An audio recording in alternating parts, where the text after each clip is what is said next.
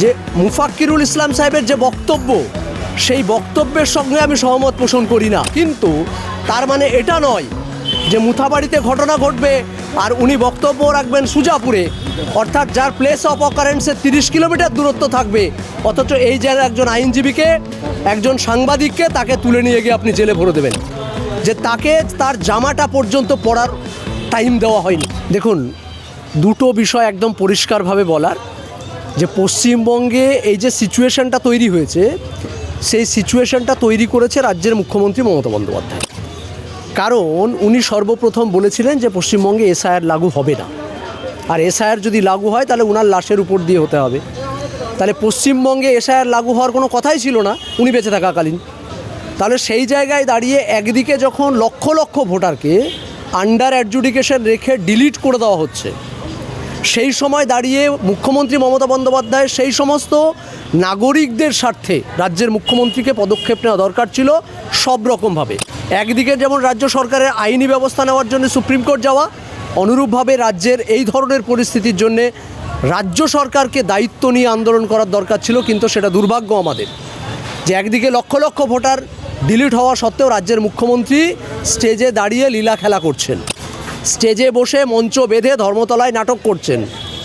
যখন ডিলিট হচ্ছে ভোটাররা, মানুষ প্যানিকটেড, সারা পশ্চিমবঙ্গের মানুষ আতঙ্কিত।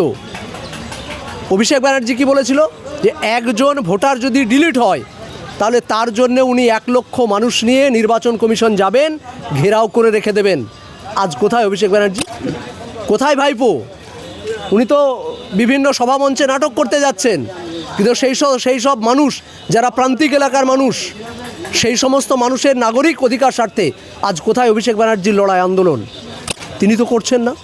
তাই এই ধরনের যে আন্দোলনগুলোই তৈরি হচ্ছে পশ্চিমবঙ্গের বুকে, মুথাবাড়ি হোক, সুজাপুর হোক, কালিয়াচক হোক, বেলডাঙ্গা হোক, বহরমপুর হোক, বা যেখানেই হোক না কেন, বা আপনার সোনারপুর বারুইপুর হোক, এই আন্দোলনগুলো মূলত গণ আন্দোলন। এই গণ আন্দোলনে কোনো স্পেসিফিক নেতৃত্ব থাকে না। মমতা ব্যানার্জি নিজেও জানেন যে এই আন্দোলনগুলোর স্পেসিফিক কোনো নেতৃত্ব থাকে না। এগুলো গণ অভ্যুত্থান বলে এগুলোকে। সাধারণ মানুষের অধিকারের স্বার্থে সাধারণ মানুষ রাস্তায় নামে। কিন্তু একজন আইনজীবীকে আমি আবারও আপনাদেরকে একটু রিমাইন্ডার দিয়ে বলবো, এর আগেও আমি এই কথাটা বলেছি, যে মুফাক্কিরুল ইসলাম সাহেবের যে বক্তব্য, সেই বক্তব্যের সঙ্গে আমি সহমত পোষণ করি না। ওই বডি ল্যাঙ্গুয়েজ, ওই ভাষার সঙ্গে আমি সহমত পোষণ কোনোদিন করি না। একজন সৃজনশীল নাগরিক হিসাবে ভারতবর্ষের ওই বক্তব্যকে অস্বীকার করতে আমি চাই, বা ওই বক্তব্যকে সমর্থন করতে পারি না। কিন্তু তার মানে এটা নয় যে মুথাবাড়িতে ঘটনা ঘটবে আর উনি বক্তব্য রাখবেন সুজাপুরে, অর্থাৎ যার প্লেস অফ অকারেন্সের 30 কিলোমিটার দূরত্ব থাকবে, অথচ এই যে একজন আইনজীবীকে, একজন সাংবাদিককে তাকে তুলে নিয়ে গিয়ে আপনি জেলে ভরে দেবেন। এটা হলো গণতন্ত্রের কণ্ঠরোধ করা। আজকের দিনে দাঁড়িয়ে এই যে ঘটনাগুলো ঘটছে, মুথাবাড়ি আমাদের প্রার্থীকে তুলে নিয়ে গিয়ে জেলে ভরে দিয়েছে, আরও তার সঙ্গে 30 জনকে। ভাইজান বলছিলেন যে তাকে তার জামাটা পর্যন্ত পরার টাইম দেওয়া হয়নি। কেন দেওয়া হয়নি? মমতা বন্দ্যোপাধ্যায়ের নির্দেশে দেওয়া হয়নি। তাহলে সেই সভা মঞ্চে দাঁড়িয়ে সেখানকার এমএলএ, প্রাক্তন এমএলএ সাবিনা বিবিও তো, সাবিনা ম্যাডামও তো গেছিলেন, সেই মহাশয় মন্ত্রী, যিনি প্রাক্তন মন্ত্রী, তিনিও গিয়ে সভামঞ্চে ভাষণ দিয়েছেন। তাহলে তাকে অ্যারেস্ট করা হলো না কেন? কেন তিনি রাজ্য সরকারের বলে? আর মুফাক্কিরুল সাহেবকে অ্যারেস্ট করা হলো, আকরামুল বাগানিকে অ্যারেস্ট করা হলো, আইএসএফের প্রার্থীকে অ্যারেস্ট করা হলো, তার সঙ্গে সাধারণ মানুষকে অ্যারেস্ট করা হলো।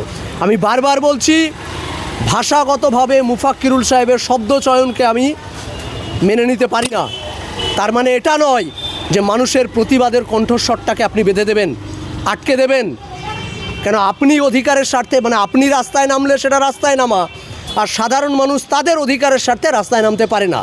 কারণ মুসলিমরা যখন বিপদে পড়বে, মুসলিমদের কোনো নেতৃত্ব এসে সেই আন্দোলন লিড করতে পারবে না পশ্চিমবঙ্গে। এটা মমতা বন্দ্যোপাধ্যায়ের ভাষা। মমতা বন্দ্যোপাধ্যায় যখন মনে হবে যে আমি এবার আন্দোলনে নামবো, তখন সেটা উপযুক্ত সময়। আগে উনি চাইছেন এই নির্বাচনে এই লক্ষ লক্ষ ভোটারদেরকে বাদ রেখে নির্বাচন শেষ হোক, তারপর উনি নাটক করতে রাস্তায় নামবেন। এই পরিস্থিতিটা মমতা বন্দ্যোপাধ্যায় তৈরি করেছেন, এর জন্য দায়ী মমতা বন্দ্যোপাধ্যায়। আচ্ছা বলুন তো, যে এই মুফাক্কিরুল ইসলাম সাহেব সম্বন্ধে যদি আমি বলতে যাই, তাহলে বলবো 2016 সালে জগৎবল্লভপুর তৃণমূলের প্রার্থীর ইলেকশন এজেন্ট ছিলেন। কোন দলের? মমতা বন্দ্যোপাধ্যায়ের দলের। এখনও আপনারা দেখবেন বিভিন্ন জায়গায় রাজ্য সরকার যখন খুব সমস্যার মধ্যে পড়ে, ক্রিটিক্যাল সিচুয়েশনের মধ্যে পড়ে, তখন দেখবেন মুফাক্কিরুল সাহেব এবং বাগানিরা একটা সময় কিন্তু রাজ্য সরকারের হয়ে কথা বলেন, বলার চেষ্টা করেন। তার সঙ্গে যে সমস্ত সাংবাদিক বন্ধুরা থাকে তারাও জানেন কোন লবির, অর্থাৎ কোন ঘোষ দ্বারা পরিচালিত।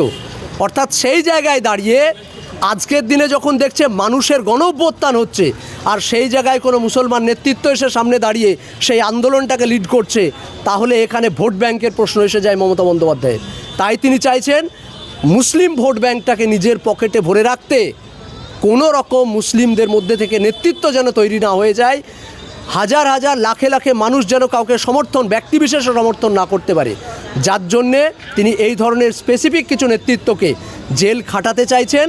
কারণ মানুষ যেন আতঙ্কিত হয়, নতুনভাবে কোনো নেতৃত্ব আর তৈরি না হয়। কিন্তু আমরাও জানিয়ে রাখি, নওশাদ সিদ্দিকী আমাদের এমএলএ, ছেড়ে কথা বলার মানুষ নয়। কালকে সভামঞ্চে দাঁড়িয়েও গর্জন করেছেন, এই লড়াই কিন্তু আমরা চালিয়ে নিয়ে যাব। সাধারণ মানুষের স্বার্থে এই লড়াই, সাধারণ নাগরিকদের স্বার্থে এই লড়াই চলবে। দেখুন, এই কথা আমি বারংবার বলেছি, শুধু শুভেন্দু অধিকারী কেন, শুভেন্দু অধিকারী থেকে তৃণমূল মানে বিজেপির একটা শ্রেণী আছে যাদের বক্তব্যে যদি উস্কানি না থাকে তাহলে তাদের বক্তব্য সম্পূর্ণ হয় না। আজও পর্যন্ত মমতা বন্দ্যোপাধ্যায় একজনকেও একটা সিঙ্গেল নোটিশ করার ক্ষমতা হয়েছে? অ্যারেস্ট করা দূরস্থ। অর্জুন সিংকে অ্যারেস্ট করেছে, শুভেন্দু অধিকারীকে অ্যারেস্ট করেছে, শঙ্কুদেব পাণ্ডাকে অ্যারেস্ট করেছে, অসীম সরকারকে অ্যারেস্ট করেছে, কোনো কাউকে আজ পর্যন্ত অ্যারেস্ট করেনি। প্রতিদিন এরা উস্কানিমূলক বক্তব্য সব জায়গায়, সব স্টেজ থেকে অসাংবিধানিক পর্যন্ত বক্তব্য এই রাজ্যের মাটিতে দাঁড়িয়ে মানুষকে উত্তপ্ত করার জন্য প্রতিদিন বলে চলেছেন। মমতা বন্দ্যোপাধ্যায় সিঙ্গেল ওয়ানকে নোটিশ করে একদিনের জন্য অ্যারেস্ট করেছে, আপনারা দেখাতে পারবেন না। আমি আবারও বলছি, যদি কোনো এই ধরনের গণঅভ্যুত্থান তৈরি হয়, তার মধ্যে এই আন্দোলনের রাশটা যেন মুসলিমদের হাতে না থাকে, কোনো স্পেসিফিক মুসলিম ব্যক্তিত্ব যেন লিড না করতে পারে, যার জন্যে আরএসএসের ছকা প্ল্যানে মমতা বন্দ্যোপাধ্যায় সমস্ত রকম ব্যবস্থা খুব সুন্দরভাবে করে দিচ্ছেন। একজন বিজেপিকেও অ্যারেস্ট করবে না, একজন বিজেপির সমর্থিত যদি কেউ এই ধরনের উগ্র বক্তব্য রাখে তাকে অ্যারেস্ট করবে না বা অ্যারেস্টের নিদান দেবে না। আর কালকে স্টেজে দাঁড়িয়ে মুখ ভেঙচে ভেঙচে মমতা বন্দ্যোপাধ্যায় বলছেন যে এদের সঙ্গে এদের লিঙ্ক আছে। আজকের দিনে দাঁড়িয়ে এই সিচুয়েশন তৈরি করেছে মমতা বন্দ্যোপাধ্যায়।